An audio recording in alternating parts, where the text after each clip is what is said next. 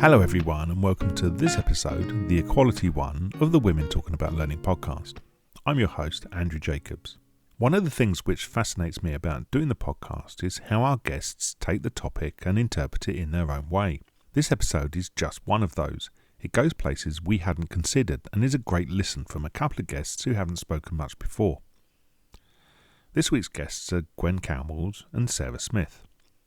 Gwen is a French learning professional living in Dublin, Ireland. She has 6 years of experience in learning development and is passionate about learning, equality and the future of work.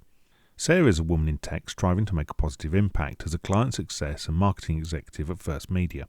She's worked with major companies to produce diversity, equality and inclusion modules, and Sarah's passionate about bridging the digital divide and ensuring equal opportunities for all. Please take your time to listen through this one. It goes places which were unexpected. This is Women Talking About Learning. This is Gwen and Sarah talking about equality. Hi Sarah, how are you? Hiya Gwen, how are you doing? Very well, thank you. And yourself? Yeah, I'm great, thanks. Lovely. Where are you calling from today? I'm calling from Dublin in Ireland and we're actually having a gorgeous weather. How about That's you? lovely. Yeah, do you know what? I also in Ireland, northern though, and our weather's strangely not as bad as standard Irish weather. Right? It's normally raining in buckets. Like every time I'm in a team's meeting, I'm like, they're like, oh, what's the weather like, Sarah? And I'm like, oh, it's lashing again. It's raining again, you know. So Yeah, sometimes my team members can hear the rain on the window when I'm in Zoom meetings. So. Yeah, I like had a meeting with like somebody the other day, and they were calling from like sunny Mexico, and it was just like I was freezing. I had a water bottle on my lap, I had a blanket, you know, and it was just like, oh, brilliant. It's nice how other people live, you know. Oh, but I love how prepared you were, you know? Yeah. With the blanket and everything. Yeah, do you know what? I don't know if it's ever happened to you, but if you've ever been on a meeting with somebody, just like first time meeting this person, and the next thing is like, normally it's with woman, like I don't want to kind of like put it all, but it's normally woman, and we'd be talking, and I'd like, they'd be talking about the weather, you know, just to begin with, and I'd always say, oh, the hot water bottle, and 9 times out of 10, the other girls, they'll lift up their water bottle and do the screen, and yeah, me too. I have one on too, so it's funny how we all like yeah, water bottle. Yeah, an inexpensive method of heat. So yeah, should we jump into this? Do we want to let's talk a go. bit? Maybe why did you want to do this topic of equality? So equality for me is it's really important. It's like a topic that it's been on everybody's lips for as long as I can remember, and still it's on our lips, like, you know, and I feel like it's something that really needs to be addressed, especially nowadays, and real efforts kind of put towards doing something about it for everybody, because it makes sense for everything to be equal for everybody, you know. I don't know about you, Gwen. Why what do you think? Yeah, I absolutely agree with that. I do think it's a very important topic, and you're right, it's been, you know, around for a while, and you would hope that after all that time talking about it that we would just have figured it out. Yeah, right. But yeah. it is big, and it's nice still that, you know, the conversation is still going on that, and I do think that, yeah, it's very important. For me, it's about the fact that you know, we're all human beings, and we all exist, and we all deserve to be able to exist in the way that we want and in the places that we want as well.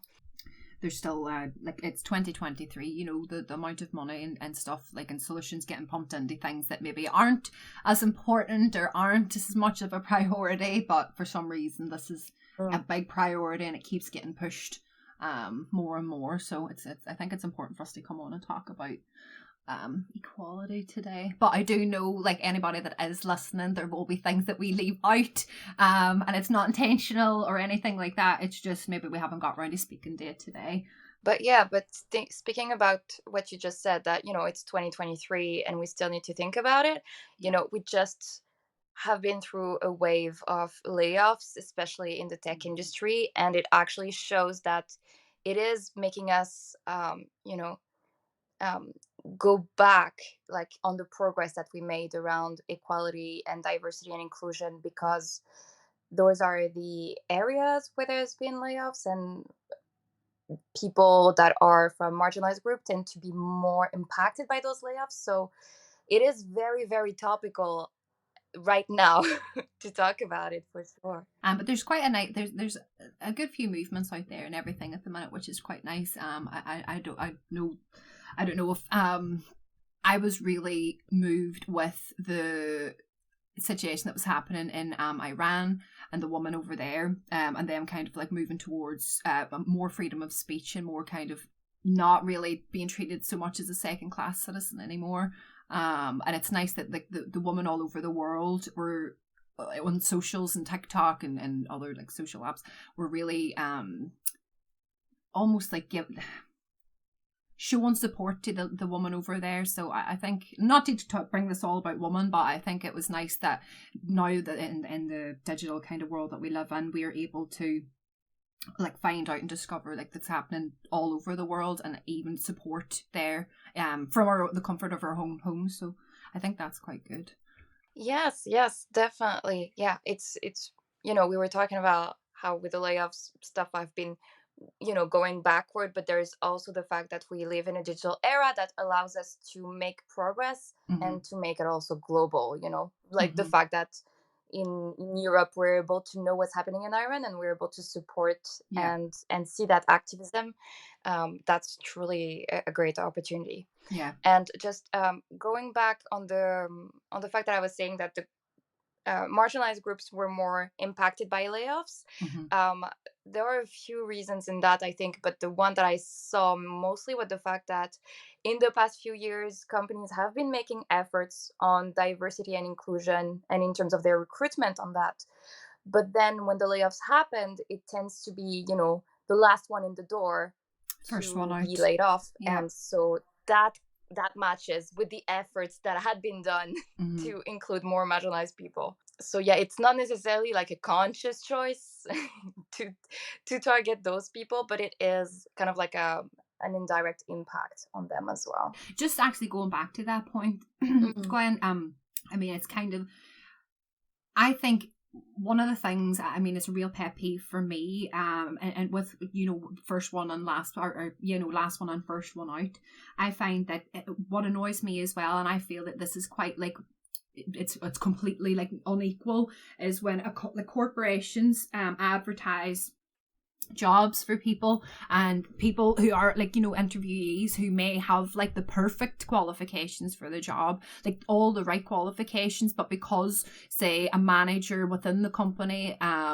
has somebody in mind who may not have those qualifications, then the person that's coming in as the interviewee and making all the work and doing everything aren't getting a chance to kind of get through to that like last bit, because the manager is like, oh well, I know who I want for the job from another team.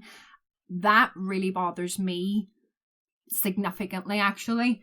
And I don't think it's fair for people, who are applying for these jobs who they don't even have a chance before they even apply, and that's not right. Oh, absolutely. That's completely unfair, because you're wasting, their time, their energy, but you're also kind of like giving them a hope, right? Yeah. People are like, well, I might have this job, but actually, no, from the beginning, there was no chance on from that. the very start. Yeah, I understand how that can be really infuriating. Yeah. Oh my goodness. Like, yeah, it's just, and then you find people that like, so I'll give you a funny example. I'll give you really, like, this is embarrassing, but I'm going to tell you anyway. I applied for, this was a few years ago, I applied for a job. It was like a manager position, but during the job interview, I was kind of like new to the interview process or whatever. And during the interview, there was something kind of like in the media that was quite close to my heart. And I ended up, I don't know how it happened, but during the interview, I ended up breaking down crying because this topic was so important to me, right? And because of that there, I didn't get the job, and that's okay. I ended up crying during the interview. That's fine. But the person that did go, get the job, I like I'm from a small town, Derry, so everybody knows each other here. And I found that the person that did get the job, the management team had already decided before anybody was interviewed or you know, like that there. And it was okay for me because it wasn't too far for me to travel and, you know, whatever. But for them people that are having to travel and maybe they're having to do public transport and money's maybe not as, because they don't have a job, money's not as, you know, they don't have as much to spend, and they're traveling all these ways to take part in these interviews for nothing to come of it at the end. It's just, I can't understand it. Like, I really can't. Yeah, but you're totally right on the economic implications of actually doing, you know. You gotta, like you said, like to get to the interview, first of all, like whether it's public transport or your own car, there's still gas, there is still, you know, money spent to actually get there. You also have to make the time. Maybe you were supposed to work and, you know, you're taking your afternoon off for this. And and then also there's also kind of like looking the part, you know. For an interview you want to dress well, and then some people don't necessarily have access to that. There is an association actually in Dublin, I can't remember the name, but they're a charity that gathers that get donations that are kind of like work clothes for women, so that they can use those clothes for their interviews. You know, you talked about small town in Derry and things like that. So that kind of relates to equality of opportunity. You know, everyone having an equal chance when you're applying for jobs, or, you know, everyone are having that level of access. That also just makes me think about the rise of remote work and how we have more and more remote company, and the fact that as a consequence of that, it does give more opportunity and more access to people no matter where they are in the world. So, you know, if you live in a rural area where there is not necessarily a lot of job opportunities around you, there are, you know, more and more remote companies where you can just apply to those companies, have interviews online, and then work for those companies, but from the comfort of your home. So you can still, you know, still stay in your community and participate in your own community and things like that. So I'm wondering if that will be, you know, a bigger trend with remote work, and really, you know, really progressing on equality of opportunity and just equality in general.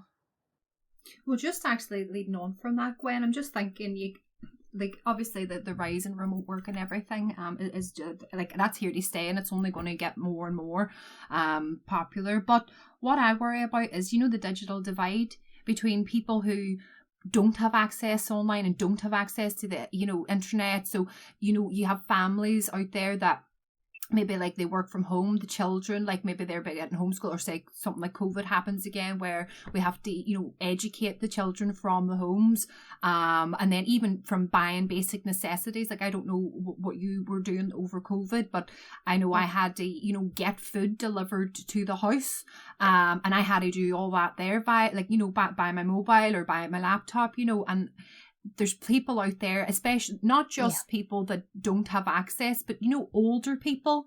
So like the digital world is just constantly evolving, and things like, now luckily enough, like we're young enough, I want to say, to have grown up with a lot of that and understand how the mechanics of this, like, technology, how it works.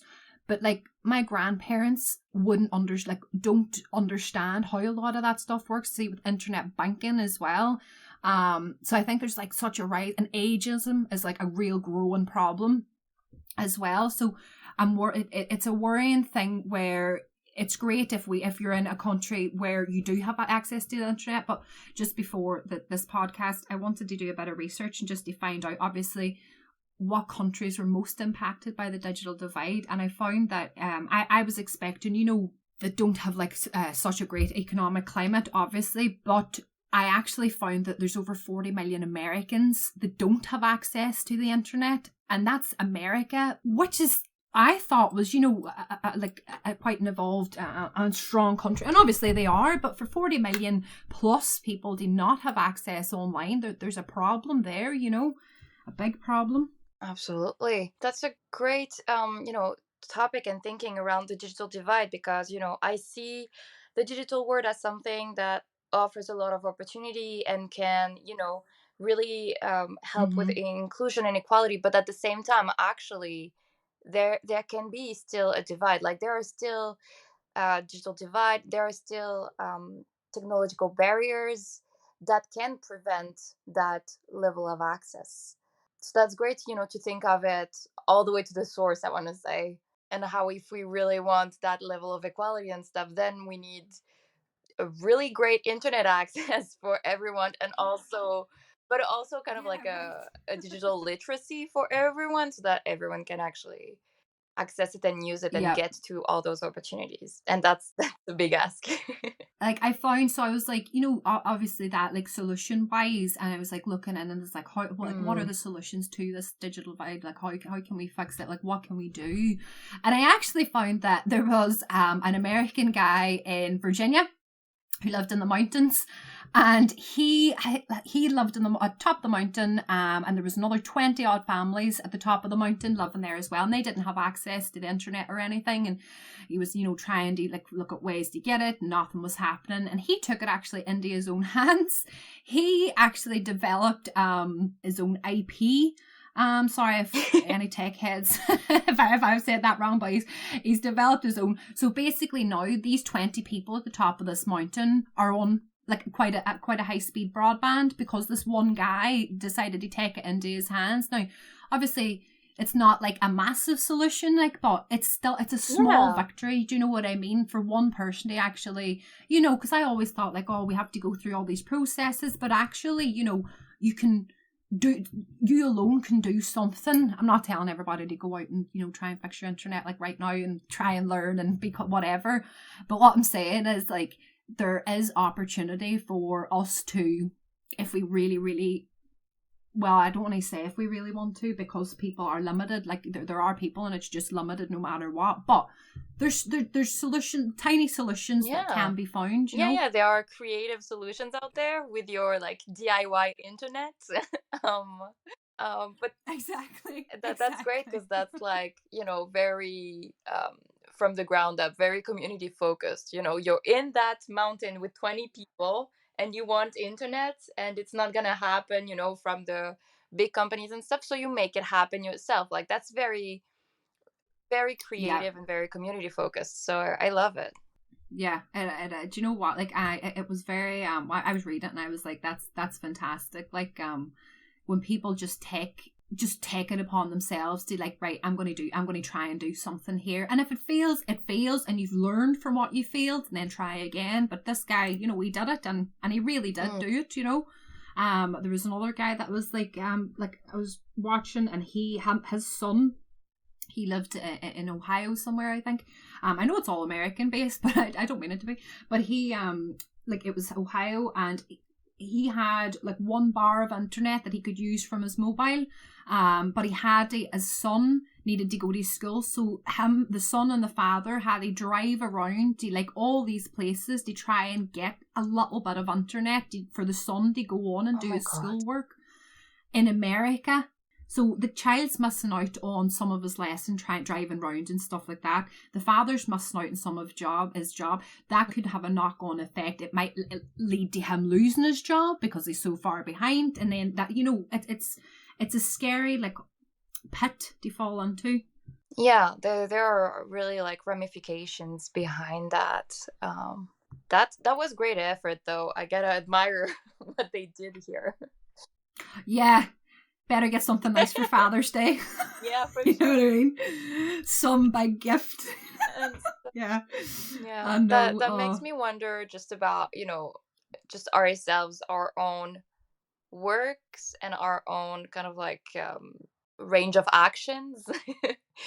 Is there, do you want to talk about just like in your work or in your life outside of work, um if there's anything that you do that's related to equality, or how you live it, in your day to day? So like from school, my dad always said, he was like, Sarah, listen, you don't know what anybody's going through, Mm. so be the friendly voice, be that kind, like, you know, be that nice person to everyone. Don't like, hide yourself away or whatever. Be open to everybody, and see from a young age, any child, like if I was in school, anybody was sitting by themselves, I'd be straight over to them. It didn't matter what they were, who they were, nothing like that. It didn't matter. Could have been an alien for all I cared, and I would have still went over and chatted to them. Do you know what I mean? And made them feel welcome. And I think that's something that I've taken all the way through life. Like, I'd always be open, because if you're nice to everybody, it's crazy the opportunity that comes to you. Like, just a simple conversation or a simple nice word to somebody, or even see if I'm in the street and I see somebody that looks quite somber. I know maybe I shouldn't be doing this, but I'll go over and just be like, your makeup's beautiful today, or your outfit's gorgeous. And you can just see that little smile on their face. Do you know what I mean? Like, maybe that's not, I could do more with equality, but for me, it's like, we're all humans here. And if I think that you're not okay, I'm going to help. I don't care what your situation is. Let me help you. Do you know what I mean? Yeah. What about yourself, Gwen? That was a great question, actually. Thank you. Yeah, and I do think that kindness is kind of undervalued. I think it's very important, but it's not recognized enough. So I love what you just said there. So myself, I'd say I'm very lucky, because in my work, I work in a big team, and in the company we have like equality groups. And in my team, we also have a team dedicated to accessibility, to make sure that what we create is accessible, because making something accessible for a certain group actually benefits a lot more people than intended. So we kind of, go with that premise. But also, I was able to lead an initiative that's close to my heart. It's about psychological safety. So basically, it's the principle of having people just come as they are in their day-to-day work, in their interaction with colleagues and stuff like that. It's about coming as you are. It's about authenticity and stuff like that. So if I were to define psychological safety in a more serious manner, it's the fact of speaking up without being worried of repercussion. So, like, you're in a meeting and you have an idea, and you might not dare voice it because you're worried it's going to be ridiculed, worried it's going to be shut down, or things like that. So basically, it's like psychological safety is the fact that you are okay with speaking up. You don't feel like you need to stop yourself, that whatever you're going to say is going to be welcomed. It's going to be safe for you. So that's something that I've been working on, because I feel that it's important. Of course, recruiting and hiring the people and having diverse people in your company that actually represent the people that you would see in society is really important. But then after that, after those people are hired, it's important as well, to actually have them contribute fully, because some people might dial it down, might worry about what people might think or how they might be perceived. And so they're not necessarily going to say everything they want to say or participate as much as they'd like to. So that's what I'm doing on psychological safety. I've led a few workshops. So it's like in a team of like 5 to 10 people. So it's just that those team members, and it's a workshop where we work together. We tackle topics around open conversations about taking risks and this kind of things. And with this, we just have, very open conversations about what it means and how we work together and this kind of things. And so I did that with a few teams. And then for our own learning experience designers, I designed a retrospective template, so that at the end of a project, people can reflect on the project, but also on how they work together in that project. Did they feel, held down, or things like that? That's the kind of lens that I'm trying to take around all this. But it is, I honestly kind of underestimated it when I did it, because now that I've led a couple workshops, every workshop I feel is just so rich. There is such a rich conversations in those teams, and that has a big impact on then how they actually show up for each other in the longer term. And I just love that. Them conversations as well, like in those groups, like they'll be had, you know, they'll find out things that like they wouldn't have even thought of, and then they could like spread that then to kind of like the wider circle and their family and friends Yeah. and stuff as well. So that's fantastic, Gwen, like absolutely fantastic.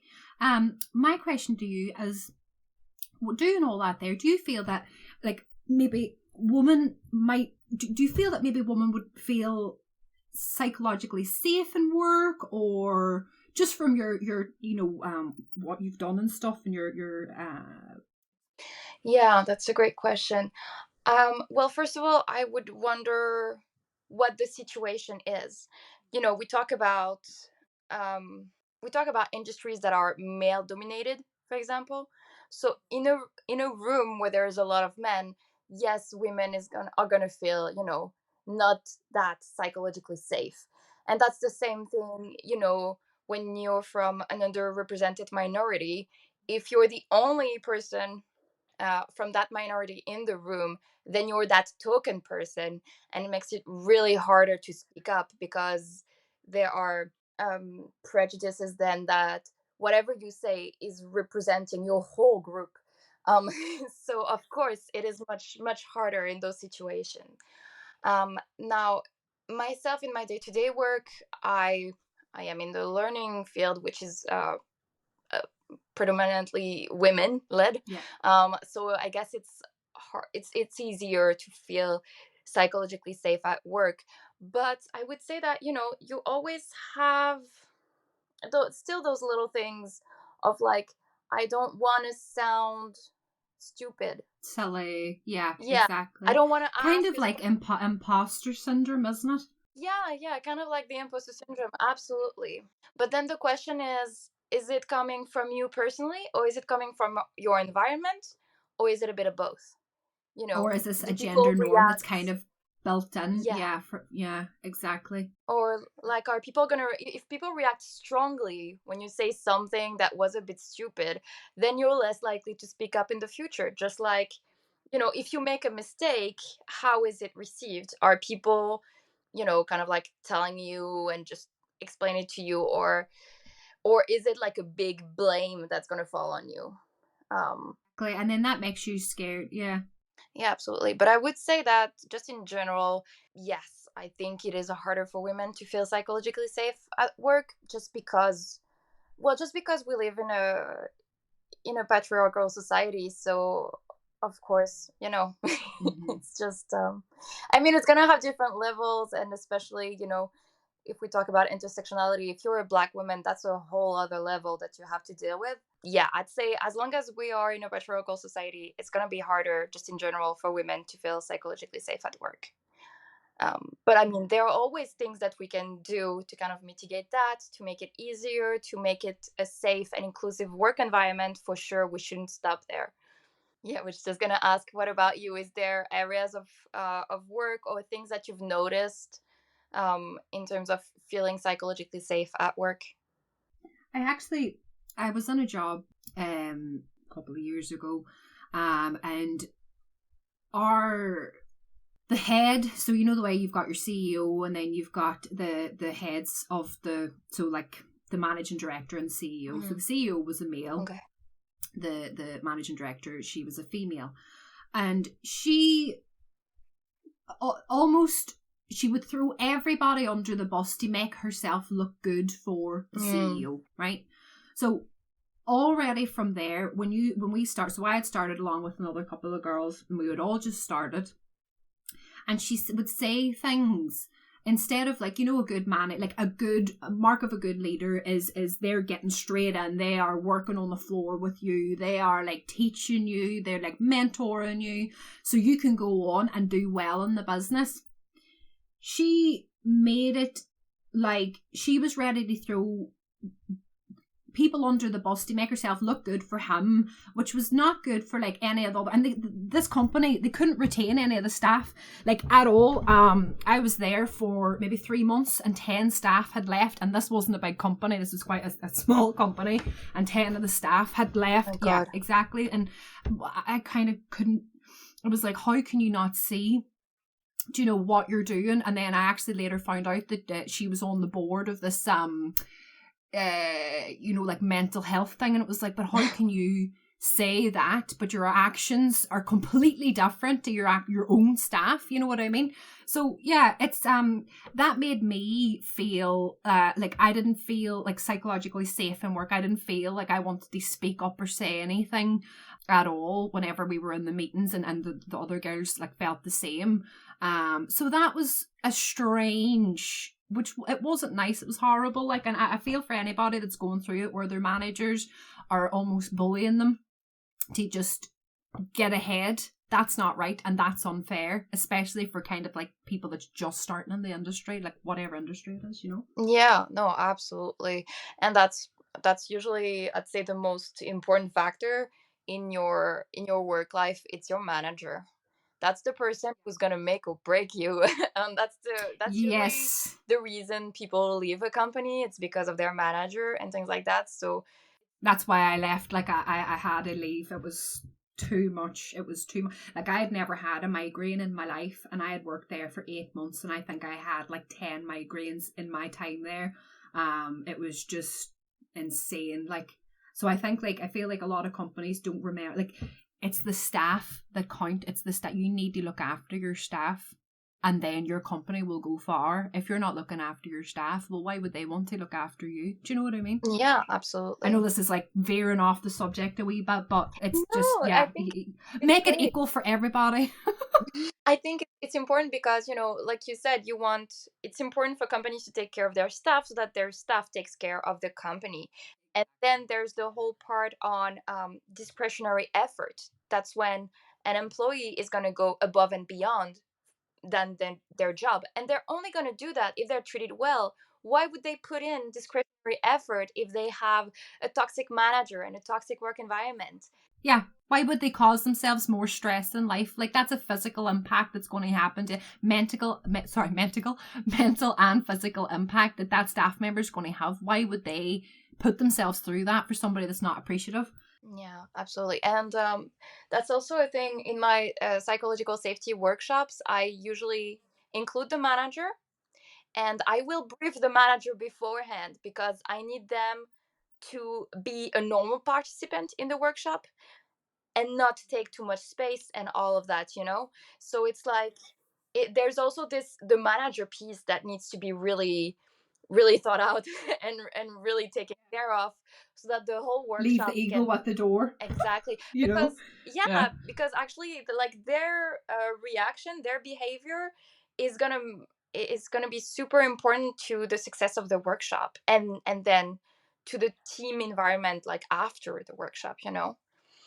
Yeah. Because yeah, they are a super important, a key part of the team and of the environment and of people's well-being as well. So they need to be on board Yeah. and they need to understand their role and the power that they have as well. Motivation even that Mm. they have, like they could be like a role model or something. Do you know what I mean? Like, it gives something the staff to look up to, and achieve for it, aim for, which everybody wins. Like, everybody wins in that scenario.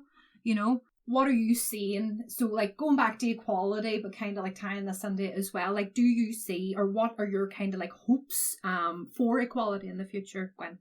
So I'm gonna say my hopes because I mean, I guess my advice would be uh, hire diverse people that really represent our society, and then work on the psychological safety of your teams to make sure that once those people are hired, they can contribute 100% of their talent.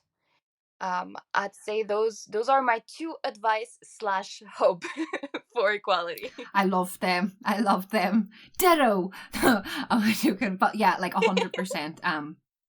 I couldn't agree more with you there. Like, to hire diverse people, but also hire people that are right for the job in that diverse, and not kind of have somebody already pre-picked out. Like, give everybody a chance.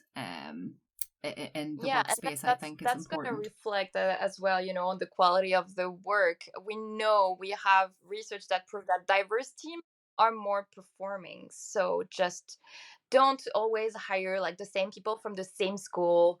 You know, actually broaden your horizon, and you will have great hires, great talent. Like, the horizon couldn't be more broader at the minute. You could pick somebody from anywhere in the world thanks to, you know, working from home. So Absolutely. companies can have literally the best team, like almost like, you know, a football, what do you call it? You know, them football fantasy teams. Like, you could literally have a fantasy team from all over the world, like at your fingertips nowadays, you know? I love that metaphor. So yeah. I don't watch No, me football, by neither. the way. So I Just think in case we now I don't. understand that one pretty well. But yeah, sure. Go make your fantasy team. Yeah, what's that term? Yeah, Fantasy yeah, football? right? Or like, yeah. Yeah, but you can, like, this is the thing. It's just like making sure that just everybody has a chance, like everyone has a chance, and something really needs to be done with the digital divide. I don't even know how or what the solution really would be there, but I mean, I do know that there's talks, actually. I think they're thinking of an internet that, like, it's free to everybody and stuff like this here, but then at the same time that kind of goes into fear, you know, just Yes. from movies. But sure, we'll not go into that. No, but for sure, I would say, you know, one of the hopes that you can put out there is internet as a basic right for everyone, and digital literacy so that they are empowered to use it properly. Well, thank you so much, Glenn. I had a great time, actually. I was nervous at the start and I completely enjoyed it at the end. Sorry if... Yeah, it was a pleasure too. Love talking with you. Learned a lot as well. So thank you so much for taking the time to chat. And yeah, see you around. Thank you. I'd love to know what you thought when you saw the title of this episode. Sarah's attitude and Gwen's approach was so refreshing and enthusiastic. I'm sure the learning industry is moving in the right way if we're going to have future leaders like this. You can find Gwen and Sarah's details in the show notes, along with links to some of the topics they covered. We want to showcase new and diverse voices talking about the things that matter in learning, and we're especially looking for new voices and people who haven't done anything like this before. We do have some guests scheduled, but we found the more the merrier, and sessions with more than 2 guests can be really good fun. We're recording from June onwards and have a range of topics that we want to fill. These include subjects like jealousy, ethics, improv in training, approaching retirement, and women's identity. If you're interested, please do get in touch. All the details are in the show notes. We're back with a special episode next week, just in time for the Learning Technologies exhibition and conference. I won't say who the guests are, but it's an insightful episode with 2 masters of the field of learning. As always, thanks for listening, and we'll see you again soon.